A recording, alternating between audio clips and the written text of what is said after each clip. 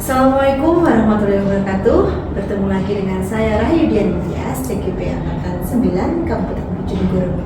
Dan hari ini saya tidak sendirian, saya bersama Bu Sri Rahayu, Guru Mapel Ekonomi. Monggo Bu Sri Rahayu mengenalkan diri. Ya, Assalamualaikum warahmatullahi wabarakatuh. Terima kasih kesempatannya untuk Bu Dian. Perkenalkan, saya Sri Rahayu, Guru Ekonomi di SMA Negeri Model Terpadu Bojonegoro. Terima kasih Bu Sri Rahayu. Ya. Bu Sri Rahayu ini, atau biasa saya panggil atau kami manggilnya Bu Yayu, ini adalah guru yang akan saya observasi atau saya supervisi kelasnya besok ya. Baiklah Bu Yayu, hari ini kita akan mengadakan percakapan praobservasi sebelum besok saya akan mengamati jalannya proses pembelajaran di kelas jenengan ya, atau supervisi seperti itu. Dan ada tujuan supervisi ini Bu Yayu adalah mengamati dan mengevaluasi proses pembelajaran. Oke Bu Yayu, ini ada beberapa pertanyaan yang akan saya sampaikan kepada Bu Yayu sebelum besok kita supervisi seperti itu ya Bu Yayu ya. Yang pertama adalah kira-kira tujuan pembelajaran Bu Yayu itu apa? Nah,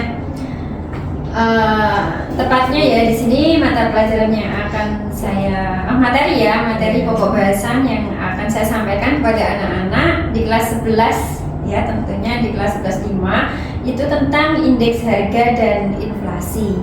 Jadi dari materi itu saya mengambil tujuan pembelajaran. Yang pertama adalah siswa nanti dapat menganalisis metode perhitungan indeks harga. Kemudian yang kedua, dapat mendeskripsikan penyebab inflasi dan jenis inflasi. Kemudian yang ketiga tentang dapat menghitung inflasi serta dapat menganalisis dampak dan cara mengendalikan inflasi. Seperti itu bagus. Jadi salah satunya tadi ada tujuannya adalah siswa mampu menganalisis metode perhitungan indeks harga. Oke, seperti itu. Selanjutnya Bu Yayu, kira-kira area pengembangan yang Bu Yayu kehendaki akan sampai seperti apa? Apa saja areanya? Iya, karena indeks harga dan inflasi itu kan berhubungan dengan perekonomian secara nyata ya. Saya inginnya pengembangan yang hendak saya capai di sini keterampilan dan pengetahuan secara kontekstual siswa tentang harga barang yang sebenarnya. Seperti itu ya. Seperti itu. Jadi nanti itu pengembangannya meliputi keterampilan, pengetahuan siswa tuh jadi harus tahu lah seperti apa real harga barang terutama di sekitar tempat tinggal mereka atau di mana seperti itu. Ya. Terutama di sekitar tempat tinggal mereka. Pastinya kan di beberapa daerah perbedaannya pun kan ya sedikit ya. Betul. Jadi mereka tidak hanya tahu dari teorinya saja, hanya angka-angka yang kita buat bukan, tetapi mereka harus tahu bahwa oh harga barang sebenarnya ini loh. Jadi yang terjadi di bulan ini tuh inflasinya bagaimana, indeks harganya bagaimana. Jadi benar-benar mereka mengalami sendiri. Apalagi sekarang harga naik turun ya, harganya naik turun setiap bulan, bisa setiap minggu aja bisa diamati naik turunnya harga. Luar biasa pembelajaran langsung seperti itu ya anak, jadi bisa belajar kejadian nyata bukan hanya teori dari buku seperti itu. Selanjutnya Bu Yayu, strategi apa yang Bu Yayu persiapkan sini? Sebenarnya ada dua strategi yang saya ambil. Yang pertama ketika proses pembelajaran di kelas, dan yang kedua pas area pengembangan itu saya lakukan dari mana. Yang pertama ketika proses pembelajaran di kelas itu saya menggunakan metodenya pasti metode diskusi ya. Diskusi itu pasti. Kemudian media yang saya pakai di sini adalah teka-teki silang. Teka-teki silang di sini mencakup semua materi yang akan saya berikan, yaitu tentang indeks harga, tentang inflasi, terus tentang cara mengendalikan inflasi. Jadi di situ saya membuat teka-teki silang sendiri. Kemudian anak-anak diberi beberapa pertanyaan ya, pasti ada yang mendatar dan ada yang menurun. Jadi mereka nanti akan bersenang-senang di situ. Mereka akan bermain. Jadi saya bentuk kelompok, nanti satu kelompok terdiri dari 3 anak. Nah, seperti itu. Kemudian strategi yang kedua itu tentang secara kontekstualnya, anak-anak secara berkelompok mengamati langsung di pasar tentang harga barang, pastinya kebutuhan konsumen. Kenapa? Karena di sini yang dihitung tentang indeks harga konsumen.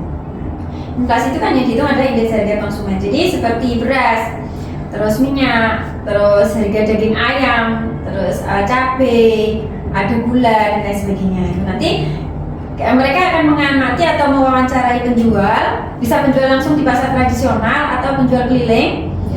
Harga-harga barang di bulan Desember, Januari, dan Februari. Nah, tugas itu sebenarnya sudah saya berikan di minggu sebelumnya, sehingga di bulan ini ya pas nanti kita tinggal laporannya, kemudian dihitung secara nyata indeks harga dan inflasinya ketika bulan Januari sama Februari. Oh, seperti itu. Sungguh luar biasa ya pembelajaran Anda ini, sangat menyenangkan kelihatannya karena ada teka-teki. Jadi anak-anak kan nggak bosan ya. Kalau gurunya ceramah atau anak-anak pasif mendengarkan, pasti ngantuk itu pasti.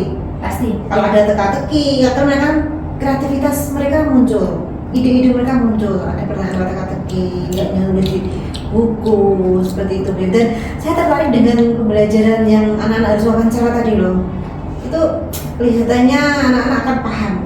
Nanti dia akan paham. Ternyata dunia niaga ya, jual beli tadi itu seperti ini, mengalami naik turun, harga naik turun, perubahan harga seperti itu ya.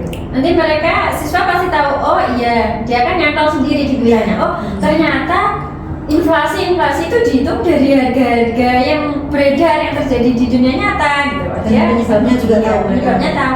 Terus bagaimana caranya mengendalikan ini? Mereka nanti akan berpikir ke arah sana. Jadi digiring ya pemikiran mereka dari adanya harga ini, penyebabnya apa kok seperti ini, seperti itu. Luar biasa pembelajaran yang out of the box. Saya dari dulu belum pernah menemukan seperti ini. Pasti yang banyak tuh teori dari buku lah seperti itu. Terima kasih Bu Yayu atas waktunya. Kita akan berjumpa lagi besok ya di kelas dengan waktu pembelajaran seperti itu. Sama-sama Bu Dias. Assalamualaikum warahmatullahi wabarakatuh. Ya, assalamualaikum warahmatullahi wabarakatuh. Oke, kita berjumpa lagi anak-anak. Dari ini kalian bahagia ya? Bahagia tepuk tangan. Bahagia tepuk tangan ya. Kita juga harus berekspresi mulai dari wajah, pikiran, visi kita juga. Nah anak-anak, hari ini apakah ada yang bisa masuk? Ada. Lagi, berarti punya apa? Terus ada yang sakit? Coba lagi. Oke, semoga yang sakit didoakan segera bisa masuk biar sehat kembali ya. Tujuan pembelajaran kita hari ini anak-anak, kita dapat mendeskripsikan apa itu inflasi, bagaimana menghitung inflasi, dan dapat bagaimana cara mengatasi inflasi. Kita lanjutkan materi berikutnya. Oh ya, sebelumnya materi minggu lalu apa anak-anak? Apa indeks harga? Apa itu indeks harga? Indeks harga. Gimana cara menghitung indeks harga? Ada 3 metode. Apa saja metodenya?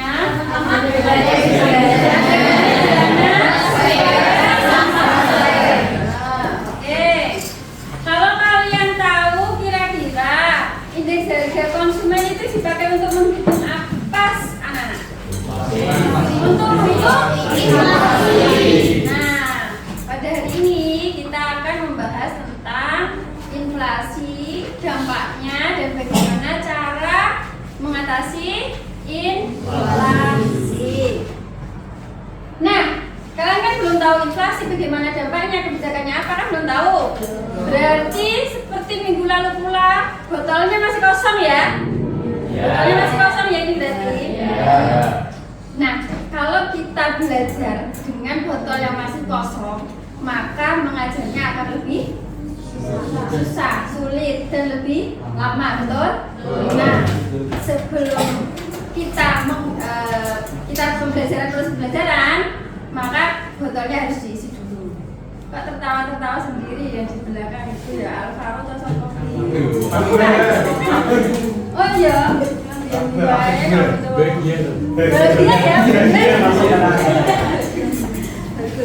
Nanti kita isi dulu paling tidak setengah dulu, supaya nanti proses pembelajarannya akan lebih cepat karena kalian sudah punya pemahaman awal. Oke. Dengan cara apa? Metode kita hari ini adalah metode diskusi. Kalian membentuk satu kelompok terdiri dari Tiga anak. Nah, tiga anak sudah pasti ini tiga-tiga ya. Sesuai kemauan masing-masing loh ya, biar tidak memaksakan diri, oke? Kayaknya hari ini ada yang bahagia anak. Rifki itu loh senyum-senyum dari tadi giginya kelihatan. Ya kan? Medianya pakai apa ini pasti kalian kenal? Apa TTS? Ya, silang. Di sini ada dua buku pertanyaan yang nanti materinya bisa kalian buka di halaman 113 sampai 181. Berarti untuk mencari jawaban ini bisa dibuka halaman itu sama fotokopian yang pernah diberikan sampai kemarin ya. Masih kan ya? Masih. Nah, ini ada menurut dan mendata kolomnya TTS-nya seperti ini. Nah, oke, sudah siap kalian? Nanti siapa yang bisa menjawab angkat tangan akan dapat poin plus 10. Ya. Oke, semangat? Are you ready? Any question for me ya, Nana? No. Paham ya? Oke, silakan kerja. Semangat, ayo. Silakan kita kerja. Langsung, dijawab. Kan sudah difoto kan tadi? Sudah difoto kan? Sudah difoto, jadi coba cari misalnya nomor 1. Berarti siapa nih? Wes. Tapi kan dipasang sama kolomnya.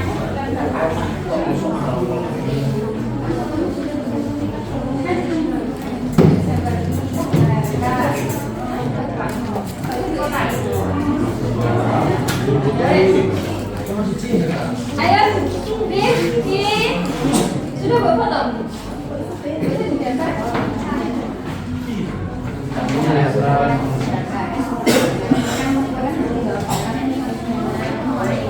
Paham kan ya? Pokoknya jualan gitu. Sudah difoto semua ya?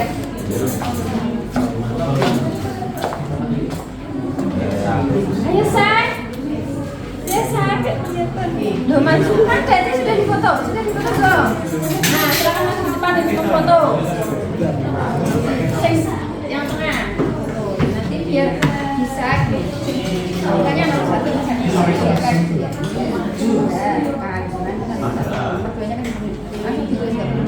Ya, paham kan? Wes, oke, anak pintar pasti paham lah.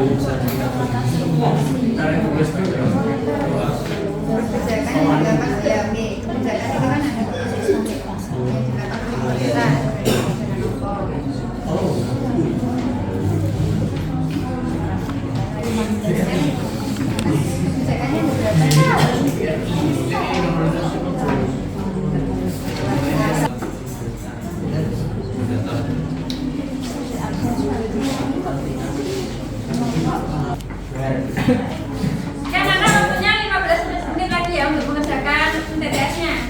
Pas jam setengah 12 kita langsung ngisi TTS-nya ke depan. Yang bisa langsung angkat. Good job. Saya yakin kalian semua pasti karena kalian adalah anak pintar. Jangan berbahagia.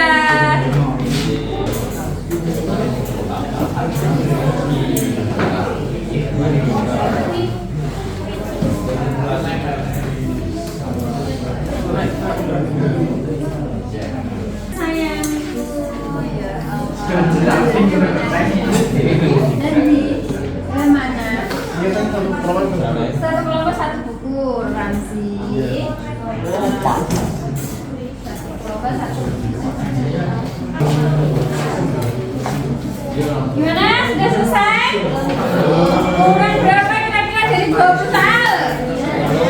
Kelompok 1 kurang berapa? Kurang 5 soal. Kurang 5 soal, oke kamu. Kurang 7 soal, ya semangat kamu. Kurang berapa soal? Kurang banyak soal. Gimana ini? Semangat ini kurang berapa ini? 5 soal apa baru garap 5 soal? Ayo. Gimana Rizky bisa? Bisa. Mustahil sih jelas oke ya ya sudah jawab semua. Belum, coba dulu ya. Oke, good. Besok kurang berapa nih? Kurang 1, ya semangat ya saya kurang 1. Nah, Abdillah kurang berapa? Kurang 4, 7. Ini Selfie kurang berapa sel? Kurang 7. Bella kurang berapa Bel? Kurang banyak. Oh banyak gimana?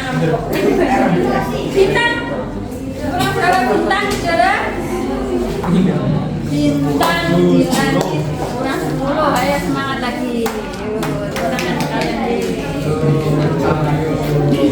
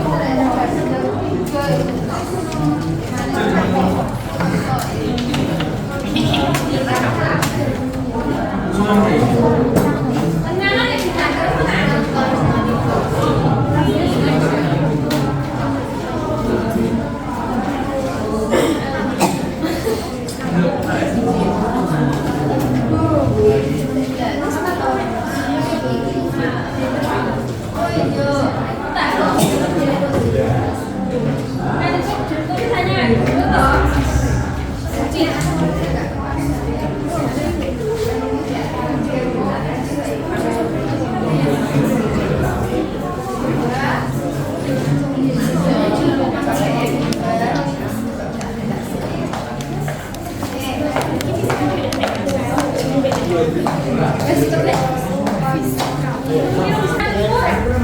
apa yang dipakai untuk menghitung indeks harga konsumen? Kemarin apa?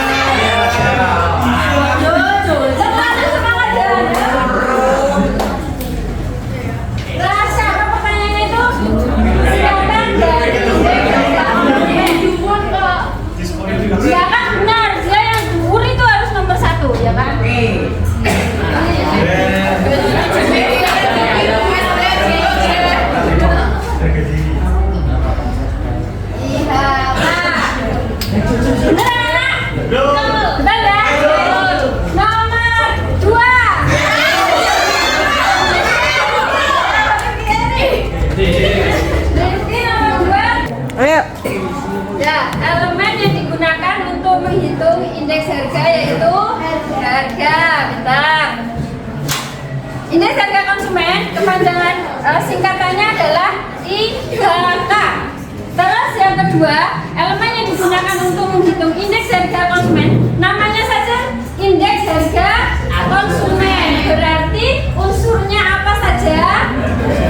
Harga, dan satunya permanensi. Yang harga kan P, price. Yang satunya kuantitas atau jumlah. Tidak kayak anu semangat ya. Nomor 3.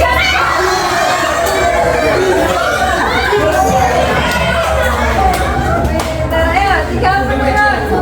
Apa 30 pertanyaannya? Inflasi kurang dari sama dengan 10%.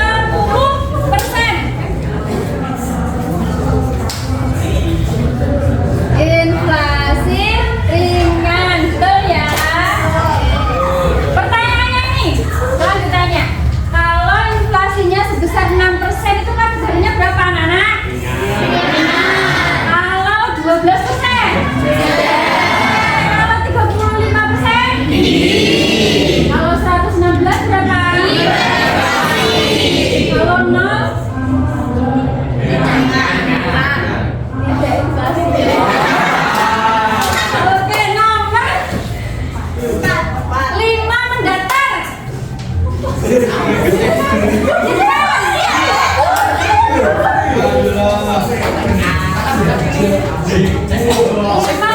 Lima mendaftar ya. 5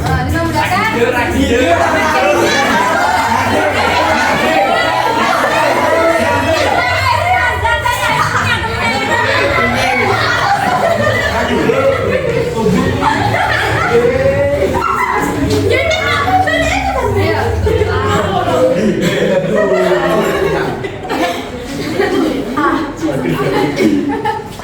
Yang besar, yang besar. Siapa teman juga nggak masalah.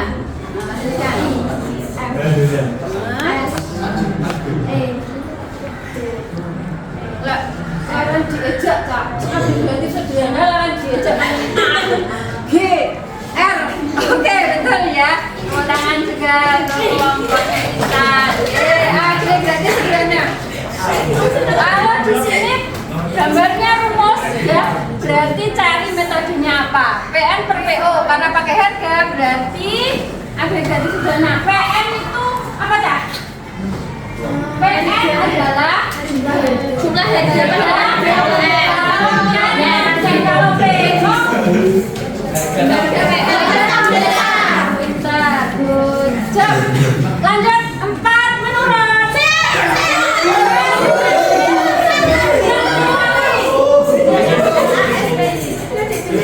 Awe badan gula gini tenangnya.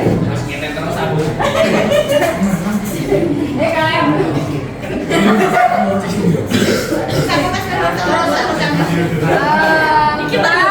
menurun berarti PNQO, POQO. Ya bener ya, betul apa salah anak? Last payers tulisannya begitu tak?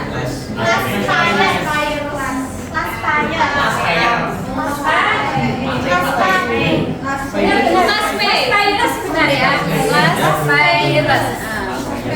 oke sudah.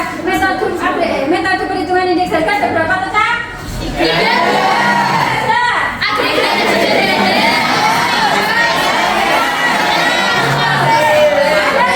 Di sini ada. Good. Lanjut yang nomor berapa? 7.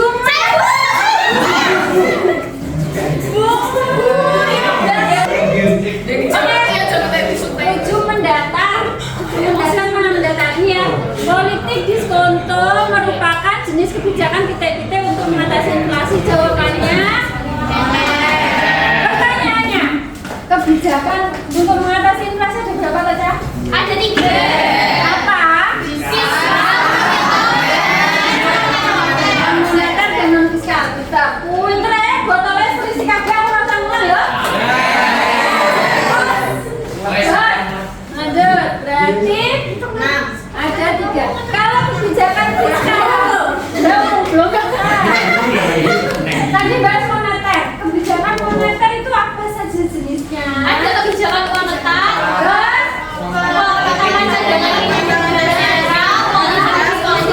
sama yang namanya operasi pasar kedua. Gak perlu ngajar ya, kalian bisa semua ya kan? Biasa, ya kan. Lanjut nomor berapa tadi?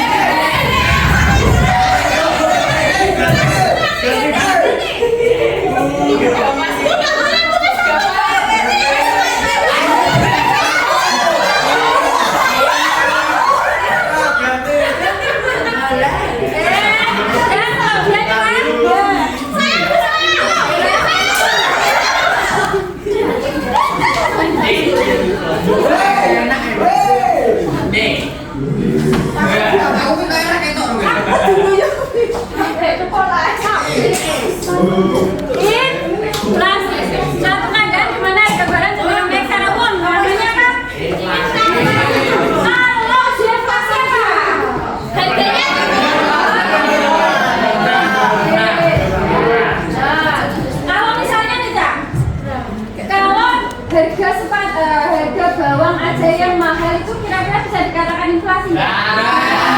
Berarti gimana tuh inflasi itu? Semuanya Nah, good job. Lanjut nomor berapa ini ya?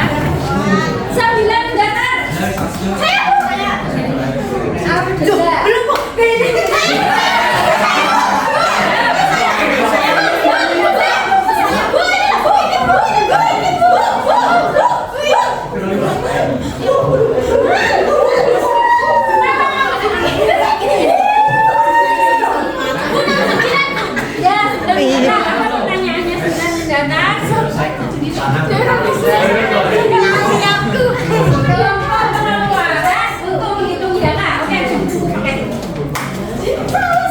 Oke,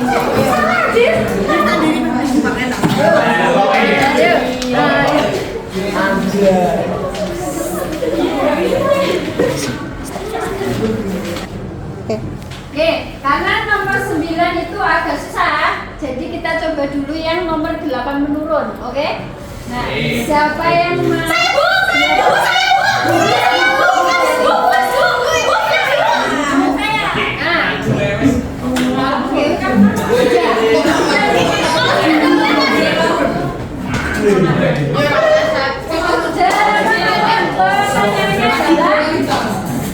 Oke, ya silakan.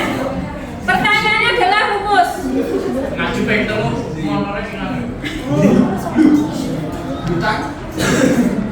Oke, jadi rumus ini adalah rumus metode apa? Paste. Sudah nomor 9 ada dua kunci. Kira-kira kelompok pengeluaran untuk menghitung IHK. Jadi kelompok pengeluaran itu adalah kelompok harga-harga atau barang-barang yang dipakai untuk menghitung indeks harga. Barang apa saja? Silakan dicari dulu. Ada halaman 128. Sudah? Ada yang bisa jawab nomor 9? Silakan dicoba dulu. Silakan. Ayo. Ya, 9 mendatar. Kelompok pengeluaran untuk menghitung indeks harga konsumen.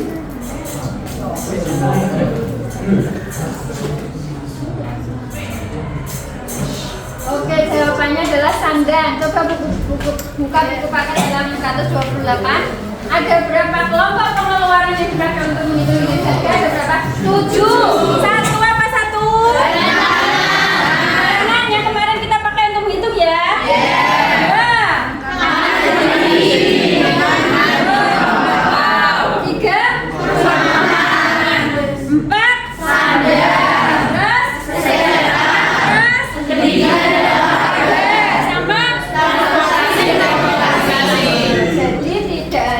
Makanan yang dipakai untuk menghitung kayak kemarin, tetapi ke-7 kelompok itu juga ikut dihitung, baru dicari indeks harganya dengan 3 metode itu. Bisa pakai salah satu. Yang paling mudah adalah agregatif sederhana. Paham anak-anak? Lanjut 11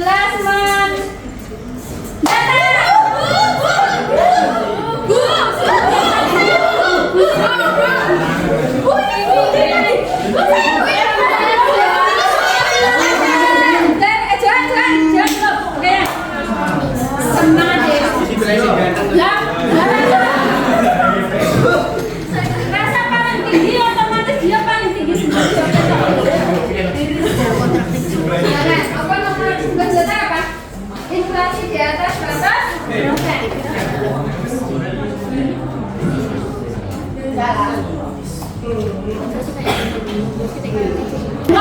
Mang panggung dia. Itu kan ya, nah betul itu. Apa nulis inflasi? Lewat L ya kan ya. Jawabannya hiperinflasi, betul ya? Sekarang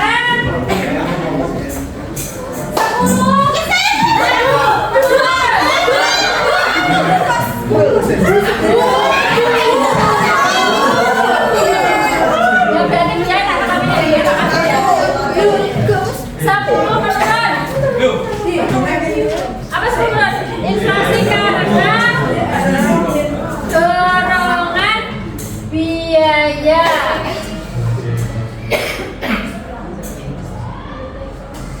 Benar apa enggak ya kosnya tulisannya pakai H?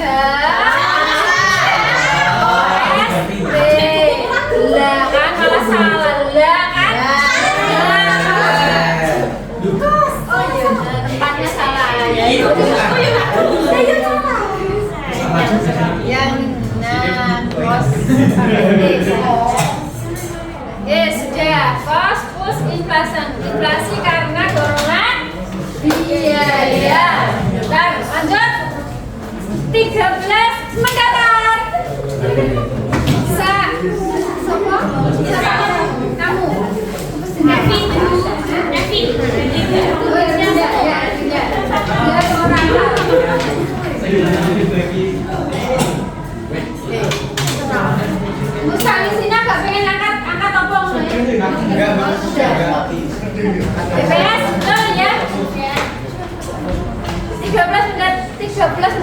atau lembaga yang melakukan perhitungan inflasi adalah BPS. Apa kepanjangan BPS?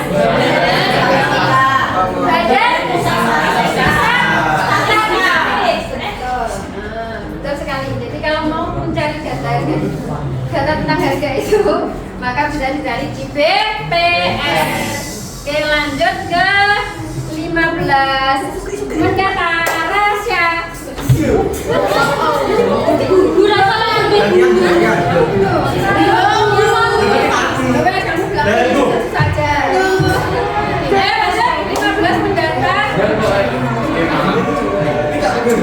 Pengaturan tingkat suku bunga yang diberikan bank sentral kepada bank umum namanya adalah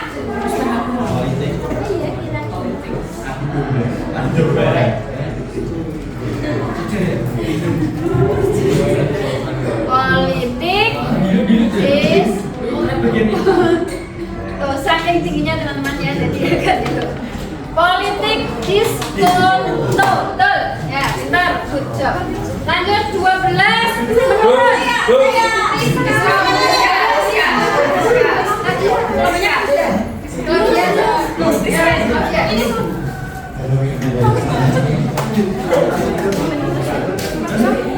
yang belum ya, yang belum ya, nanti yang belum ada yang belum ya, kelompoknya siapa yang belum mengatakan tadi di sini?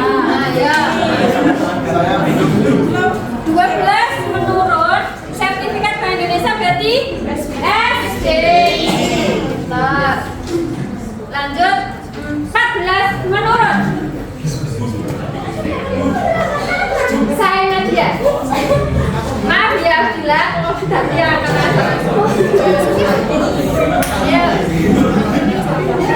kebijakan uang longgar ya.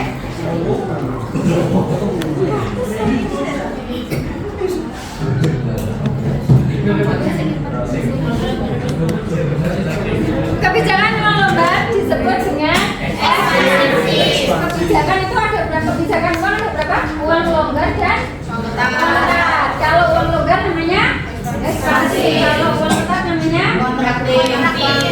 Kita tujuh. Lanjut.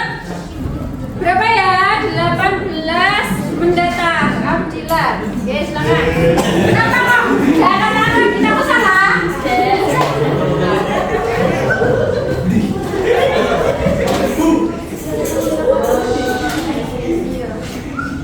Alfa ya.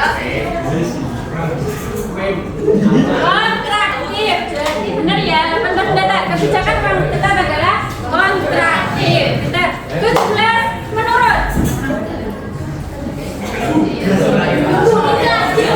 Kamu tadi yang ada pertama ini loh. 17 menurun adalah kebijakan yang dilakukan oleh pemerintah untuk mengatasi inflasi ya. Kok tak? 17 menurun. Siapa yang berani? Oke, silakan. Salsa. 17 menurun.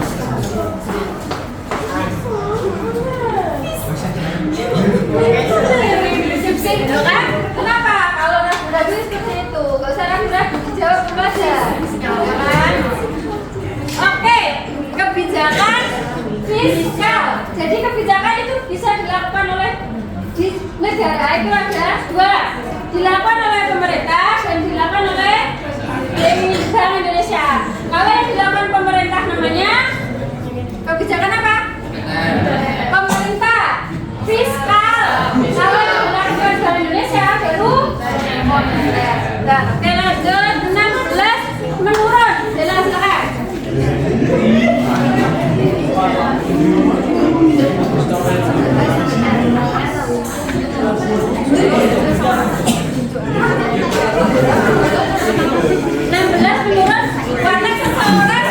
Watak seseorang sebagai salah satu syarat kredit. Ayo yang belakang tenang dulu.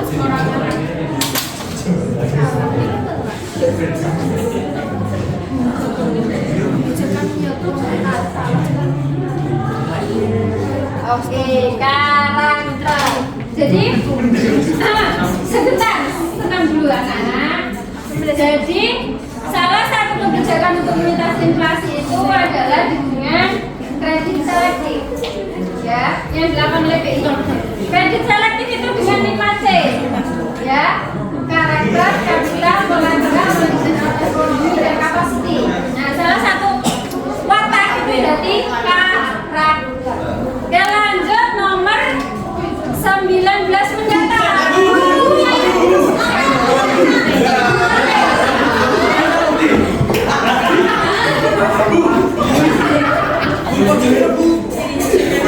Kalian itu biaya apa biaya? Nah, yang terakhir pembukaan.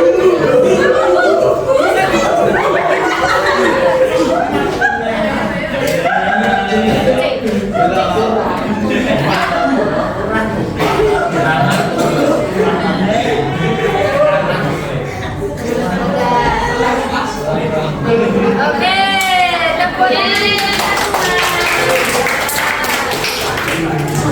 semuanya maju ya.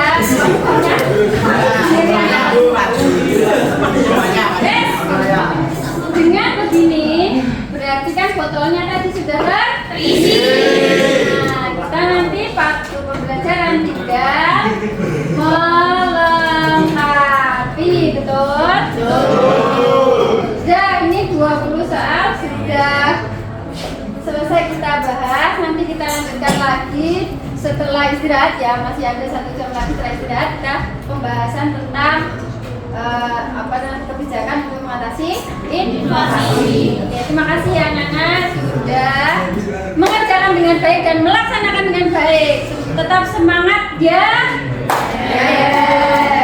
Oke, anak-anak sudah kenyang semua? Sudah. Alhamdulillah, karena kita itu butuh tenaga untuk belajar, ya kan? Sudah. Materi kita hari ini seperti yang sudah disampaikan di awal, materinya tentang inflasi. Inflasi tadi apa?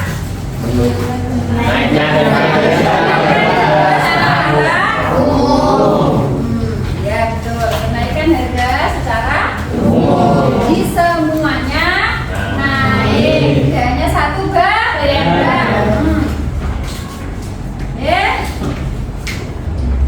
Nah, ulangi lagi ya. Jenis-jenis inflasi dibedakan menjadi 3 berdasarkan tingginya inflasi, berdasarkan sumber penyebabnya, dan berdasarkan asalnya. Oke ya, tadi kan kalian sudah belajar ya di TTS tadi. Berdasarkan tinggi inflasi, ada inflasi ringan,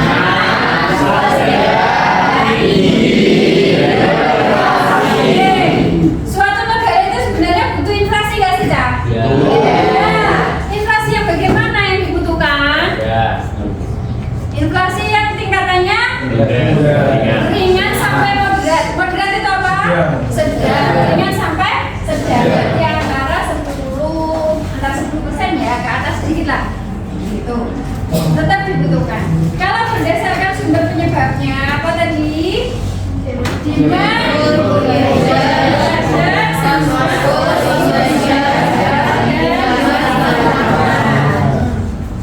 Demand pull, yang benar pull ya, tarikan. Demand pull inflation itu berarti inflasi yang disebabkan karena meningkatnya permintaan. Biasanya terjadi kapan, Cak?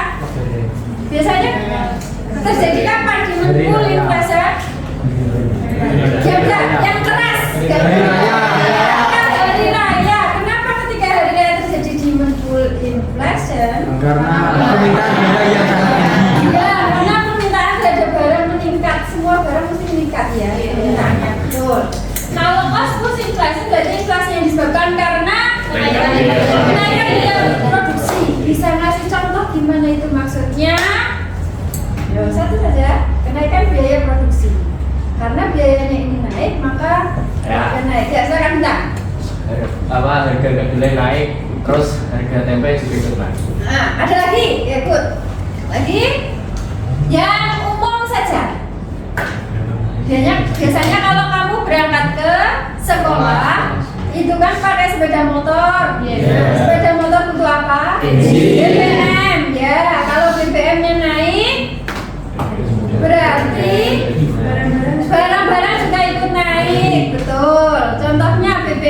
dipakai untuk transportasi, ya kan? Ya. Semua produksi barang yang maupun ketika mau didistribusikan pasti kan butuh BBM juga kan? Iya. Nah, makanya kalau BBM naik semuanya barang ikut naik. Namanya cost plus inflation. Oke, good. Selanjutnya adalah inflasi tahunan, berarti duanya.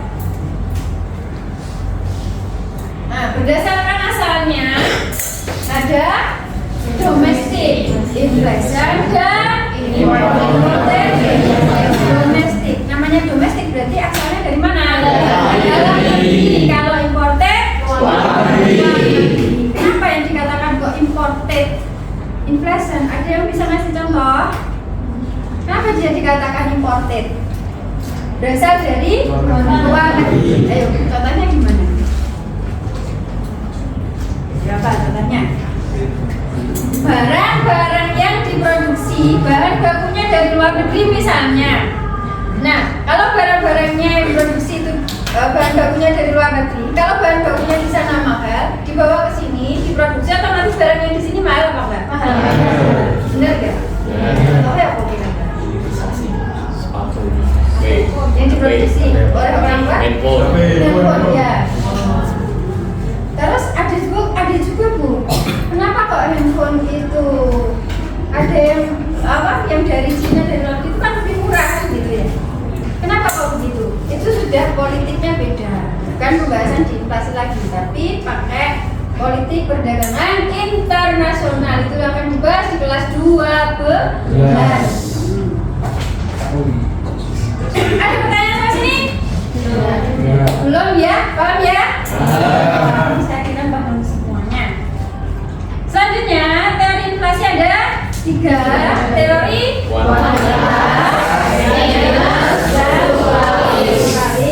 kuantitas dikemukakan oleh itu siapa tuh? Tokoh ya? Tokoh. Terus dia menekankan bahwa inflasi itu dipengaruhi oleh pertambahan jumlah uang yang beredar. Jadi dikatakan inflasi jika jumlah uang yang beredar di masyarakat sedikit apa banyak? Banyak. Kalau semua orang punya uang, mampu nggak beli barang? Mampu. Terus kalau mampu beli barang-barangnya bagaimana? Jadi apa? Kalau semua mampu, langka. Kalau barangnya langka, harganya jadi prosesnya seperti itu ya.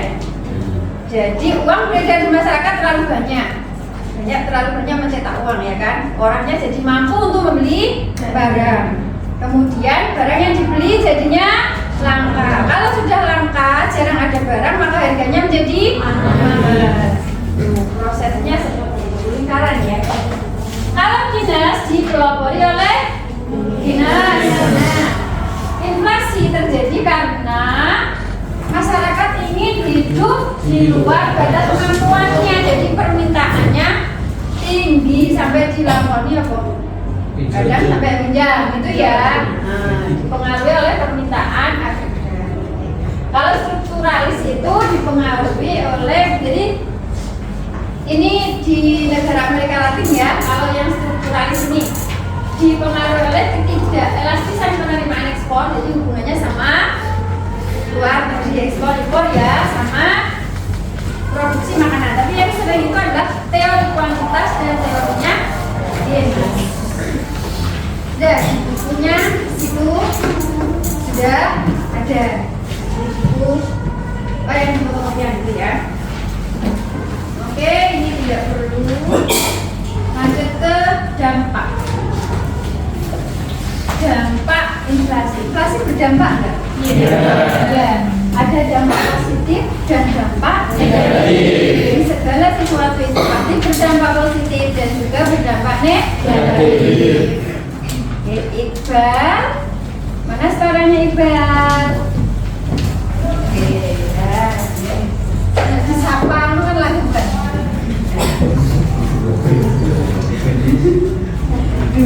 Kamu kenapa tertawa?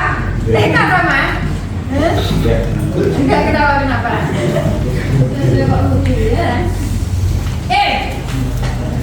Dampak positif itu bagi produsen. Inflasi itu akan berdampak positif bagi produsen. Produsen itu siapa sih? Yang membuat barang ya, yang membuat barang atau memproduksi barang, dia akan berdampak positif bagi produsen, tapi dengan syarat persentase tingkat bunga kredit sesuai dengan masih berada di bawah persentase tingkat bunga kredit. Jadi inflasinya masih di bawah bunga kredit ketika dia utang ke bank. Orang utang itu kena bunga nggak? Nah, ketika inflasi masih berada di bawah bunga bank itu, maka dia masih untung bagi produsen. Tapi kalau sudah di atas bunga bank, dia tetap tidak untung, gitu ya. Jadi meskipun itu menguntungkan bagi produsen, tetapi tetap ada syaratnya, yaitu berada di bawah tingkat suku bunga bank. Lanjutnya, dampak negatif. Nah, dampak negatif itu yang pertama adalah bagi orang yang berpendapatan tetap. Contoh orang yang berpendapatan tetap itu apa? Bayangkan, meskipun harga naik, gajinya tetap, rugi nggak? Nah, itu makanya dikatakan berdampak negatif ya. Gak ikut naik, gajinya tetap terus, tapi harga barang naik, terjadi inflasi, berarti kan merugikan. Itu yang pertama. Yang kedua, bagi orang yang menyimpan uang dalam bentuk kas atau uang tunai, juga merugikan. Nah, disimpan hasil uangnya kan ya, disimpan uangnya, tetapi harganya, harga barang menjadi naik. Sudah? Nah, selanjutnya adalah setelah ada inflasi, ada penyebab, ada dampak, ada cara mengatasi. Ya, tadi juga sudah dibahas. Cara mengatasinya ada 3. 1.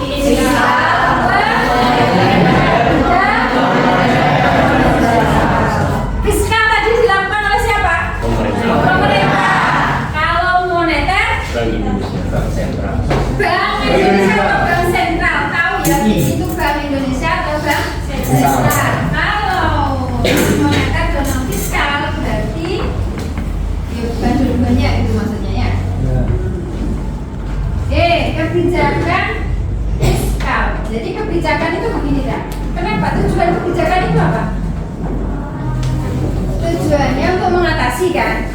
Nah, inflasi itu kan uangnya banyak apa sedikit? Uangnya banyak ya.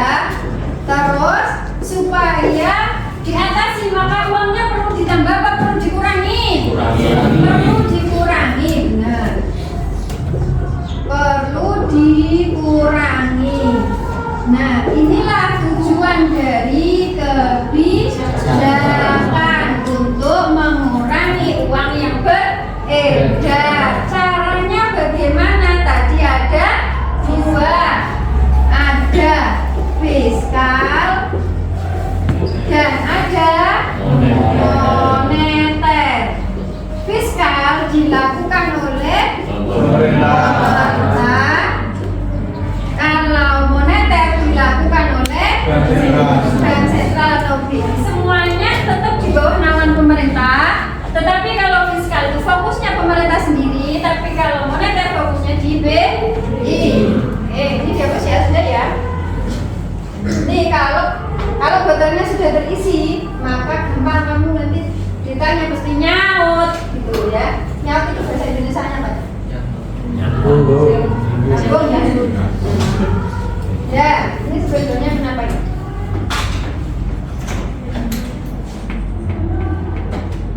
Oke, kebijakan fiskal dilakukan oleh pemerintah ada berapa? Ada 2.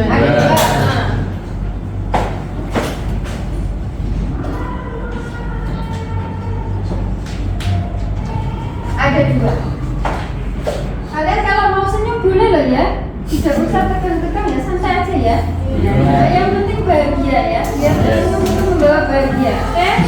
Ya, santai bro, santai. Kalau pemerintah fiskal ada 2. Apa? Mengurangi Pengeluaran pemerintah. Yang kedua oke, sekarang pertanyaannya. Ini kan hubungannya kalau fiskal ada 2, pengeluaran pemerintah dan pajak. Oke. Pengeluaran pemerintah kira-kira supaya uangnya di masyarakat ini berkurang, pengeluarannya ditambah apa dikurangi? Dikurangi ya. Jadi kalau pengeluaran pemerintah tambah akeh malah uangnya banyak ya. Nah, maka ini harus dikurangi, pintar. Sekarang pajak itu masuk ke pemerintah atau pemerintah mengeluarkan? Masuk ke pemerintah. Oke.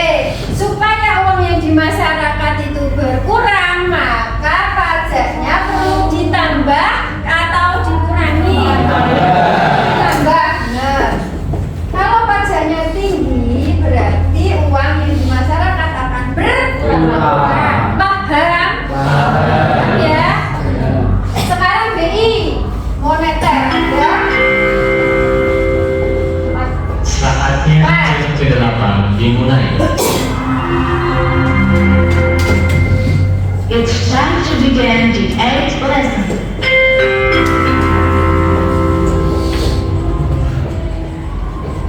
Politik pasar terbuka.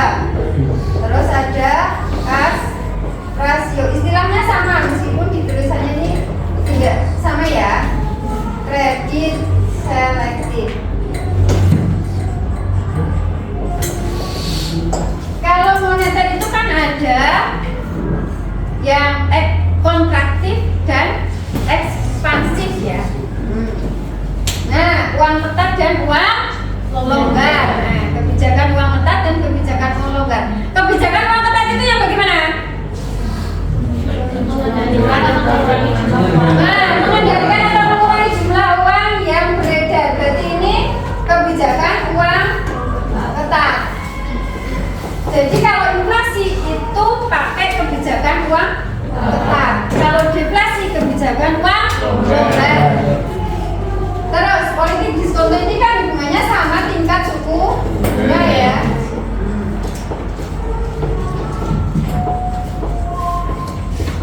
Tingkat suku bunga.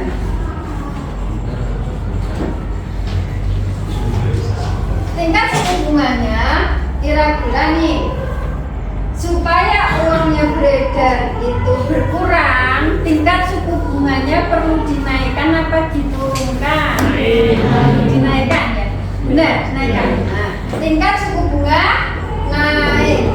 Kenapa kok tingkat suku bunga naik bisa mengurangi inflasi atau bisa mengurangi jumlah uang yang beredar? agar masyarakat tidak pinjam uang. Karena orang akan enggan untuk pinjam uang, jadi dia tidak mau pinjam uang karena bunganya tinggi. Nah, benar ya? Jadi otomatis uang yang beredar di masyarakat akan berkurang. Siapa sih jawab tadi siapa? Oh, pinter rasa luar biasa. Tepuk tangan dong untuk rasa. Ya, karena orang tidak mau pinjam uang. Kalau politik pasar terbuka berarti hubungannya adalah menjual atau membeli surat berharga. Surat berharganya ini adalah punyanya negara, ya, dijual kepada masyarakat atau dibeli, ya, atau membeli. Pemerintah menjual atau membeli. Nah, kalau untuk mengurangi uang yang beredar di masyarakat, suratnya ini dijual apa membeli? Menjual, pemerintah menjual surat berharga atau membeli surat berharga? Menjual ya. Pemerintah menjual surat berharga ke masyarakat, uangnya masyarakat masuk ke negara. Nah, berarti dijual. Yang keempat adalah kas rasio. Kas rasio tahu? Apa kas rasio? Cadangan kas. Jadi negara menciptakan uang atau mencetak uang itu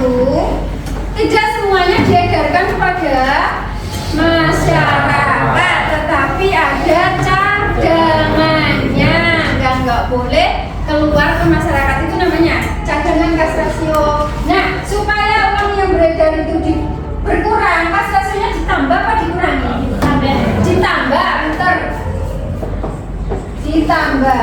Jadi cadangan kasnya ditambah sehingga uang yang beredar akan berkurang. Sudah sampai sini ada pertanyaan? Ya. Oke. Any question for me, anak-anak? Berarti pintar semua ya. Oke, anak-anak, ini tadi materi hari ini ya, supaya kalian itu lebih paham. Berarti harus banyak latihan. Nah, latihannya ada di buku paket halaman 146, lembar aktivitas 14, yaitu dampak inflasi. Di halaman 146 dan 147. Nah, itu data yang diambil adalah data pada bulan Desember setiap tahunnya, tahun 2021. Kemudian berdasarkan data tersebut, satu, buatlah grafik berdasarkan data tersebut. Jadi dibuat grafik, boleh grafik batang, boleh grafik lingkaran, boleh grafik garis. Ya, mulai tahun 2002 sampai 2021. Selanjutnya, carilah informasi mengapa inflasi di tahun 2005 dan 2008 tingkat inflasinya lebih besar. Boleh searching. Ya, kenapa kok di tahun, jadi data ini benar. Kenapa kok bisa inflasinya lebih besar? Terus, tiga, pihak mana saja yang berdampak oleh tingkat inflasi tersebut? Seperti yang telah disampaikan tadi ya. Yang keempat, carilah informasi mengapa tingkat inflasi tahun 2020 dan 2021 lebih rendah dibandingkan dengan tahun lainnya. Dan yang terakhir, adakah pihak yang diuntungkan dari tingkat inflasi tersebut? Berikan alasannya. Oke ya. Nah, sudah anak-anak, itu untuk materi hari ini. Jadi untuk materi minggu depan kita akan membahas tentang kebijakan non moneter dan non fiskal serta pembahasan tentang soal-soal untuk menambah pemahaman kalian ya. Terima kasih untuk hari ini. See you next week, see you next time. Semoga selalu bahagia. You have to happy forever. Assalamualaikum warahmatullahi wabarakatuh.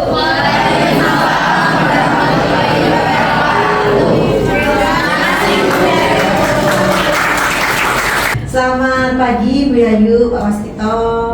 Terima kasih sudah menyempatkan waktunya. Pada kesempatan kali ini kita akan berbincang pasca observasi.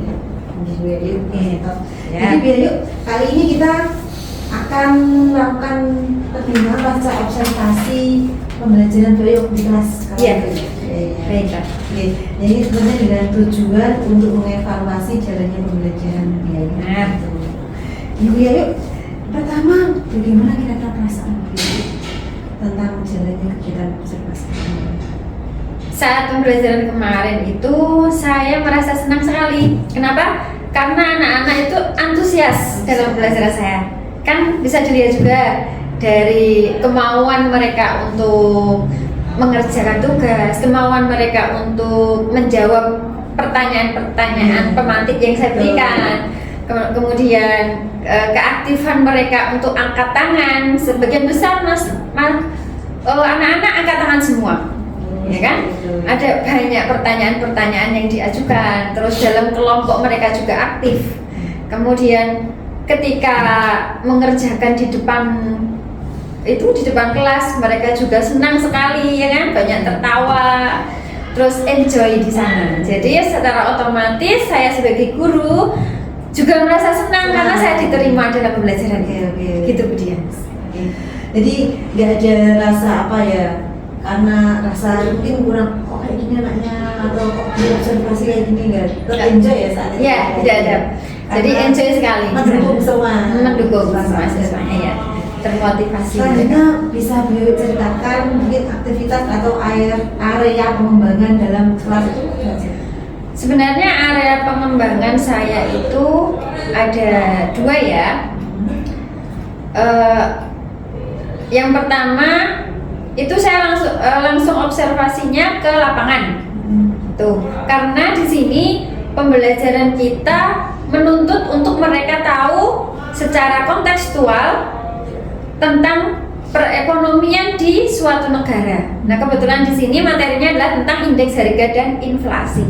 Berarti mereka tidak hanya harus tahu konsep dari buku, tetapi mereka juga harus tahu asalnya ini dari mana.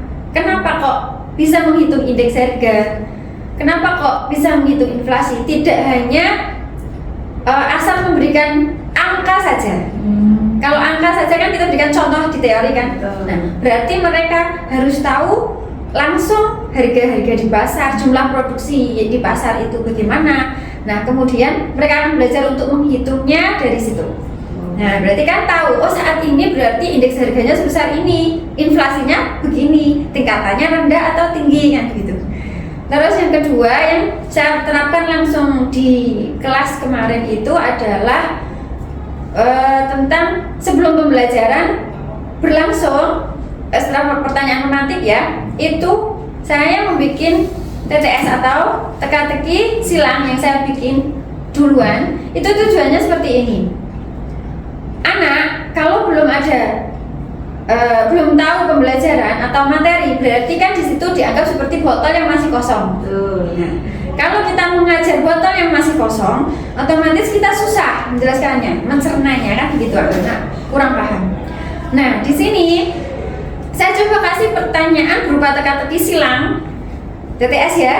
Nah, dari sini saya kasih waktu mereka untuk berkelompok sesuai dengan kenyamanan mereka masing-masing. Ya, sesuai kurikulum Merdeka kan seperti itu. Dia memilih sesuai kenyamanannya masing-masing kelompoknya supaya dia nyaman dalam belajar. Kalau mereka nyaman belajar, otomatis minatnya juga ada. Nah, setelah itu tiga kelompok ya, satu kelompok terdiri dari 3 anak, sudah nyaman dia di situ. Dia akan menjawab teka-teki silang yang saya berikan. Dan jawaban itu ada di buku paket halaman yang sudah saya tentukan batasannya pasti. Nah, dari situ mereka akan mencari jawaban yang tepat untuk teka-teki yang saya berikan. Setelah semua jawaban, setelah mereka mengerjakan secara diskusi, kan otomatis mereka harus menjawabnya kan ditulis di papan tulis soal 1 sampai 20, dan ternyata anak-anak antusias banget. Mulai dari pertanyaan 1 sampai pertanyaan 20 ingin menjawab semua. Karena saya beri poin. Siapa yang bisa menjawab ini dapat poin 10. Anak dipancing dengan nilai. Kan? Aktif mereka. Jadi tidak ada yang nggak banyak sih ya yang nggak aktif, semuanya aktif. Nah, setelah selesai semuanya, kemudian berarti di situ botol yang tadinya sudah kosong, yang masih kosong, otomatis sudah terisi setengah. Nah, pengetahuannya sudah ada. Nah, dari situ saya sebagai guru ya fasilitator mudah kan untuk menjelaskan karena dia sudah punya wawasan terlebih dahulu. Jadi secara tidak langsung kita memberikan waktu mereka untuk membaca. Jadi literasi, budaya literasinya ada di situ. Ya, pengetahuan tadi Pak, area mengembang pengetahuan dengan lewat apa? Teka-teki silang tadi ya. Terus selanjutnya untuk keterampilannya mereka langsung terjun ke pasar atau pedagang keliling untuk menanyakan harga-harga yang menyangkut dengan indeks harga. Jadi tidak semua bisa dihitung IHK-nya ya, Bu Dian. Jadi ada karena indeks harga itu kan indeks harga konsumen, otomatis yang dihitung adalah kebutuhan konsumen seperti daging ayam, beras, gula, cabai, bawang merah. Nah, seperti itu. Jadi ada 7 poin yang harus dihitung atau dipenuhi. Bisa. Jadi kontekstual itu anak-anak gak hanya sekedar menerima teori dari buku atau apa, mereka langsung terjun dan mengetahui harga sebenarnya di pasar seperti itu ya. Jadi mereka akan tahu kondisi saat ini. Iya, seperti itu. Dan hanya teori saja. Selanjutnya biaya sejauh mana area pengembangan biaya tadi itu tercapai dan ukurannya apa kira-kira ukuran tercapaian area pengembangan? Ya, alhamdulillah yang pengembangan pertama sudah tercapai ya di situ. mereka aktif, berarti saya anggap berhasil. Iya. Terus nilainya bagus, keaktifannya oke, anak-anak antusias, jawabannya juga saya kira hanya satu saja yang salah, yang lainnya bisa benar. Berarti kan mereka paham. Nah, berarti itu saya anggap berhasil. Terus untuk yang pengembangan yang kedua, memang saat itu saya lakukan di pertemuan berikutnya. Dan pertemuan berikutnya juga dia akan mengolah hasil data yang diperoleh dari observasi di lapangan. Nah, dan alhamdulillah juga mereka paham bahwa di sini harga ayam bulan ini kan 3 bulan itu, mulai Desember, Januari, Februari, dihitung sekalian inflasinya dan bisa, alhamdulillah seperti itu. Kira-kira ada kendala nggak di situ? Nah, ini pasti Bu Dian ya, setiap pembelajaran, setiap proses pembelajaran kalau direfleksi pasti ada kendala. Tapi kebetulan kendalanya ini hanya sedikit, hanya satu saja kendalanya kemarin. Ada salah satu kelompok yang kurang aktif, berarti mereka tidak memilih sesuai dengan kebutuhan mereka. Harusnya kan dia memilih kelompok sesuai dengan kebutuhan mereka. Selain nyaman, harusnya dia juga harus mendapatkan keuntungan, kan begitu. Maksudnya di sini dia juga harus belajar dari teman yang lain. Ternyata dia asal mengambil teman, asal mengambil kelompok, maksudnya gitu. Asal mengambil kelompok. Padahal yang lainnya, yang banyak kelompok yang lainnya itu bagus hasilnya, rata-rata bisa menjawab semuanya. Lah pas satu kelompok itu tidak bisa, gitu. Jadi tidak bisa menjawab karena memang salah memilih. Berarti mereka belum paham cara memilih kelompok yang benar sehingga dia juga bisa belajar dari teman yang lain, seperti itu. Jadi tadi ini sudah menemukan penyebabnya ya kenapa mereka kurang aktif. Terus selanjutnya menurut Bu Yayu solusinya apa?